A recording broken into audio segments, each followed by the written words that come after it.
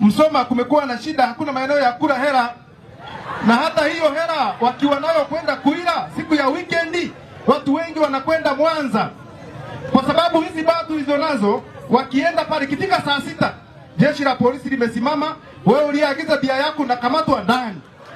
Sasa nilikuwa naomba kupitia platform hii, kama ni maendeleo yanakuja kweli yafanyike, lazima watu wapate muda wa kuspendi. Polisi wafanye kazi yao vizuri.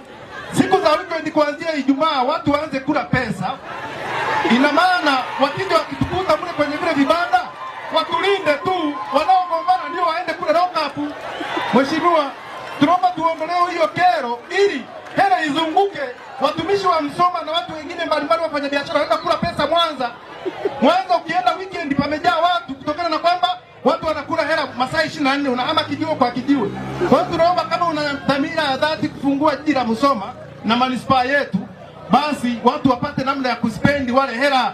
Hela ikiliwa ndipo inapozunguka.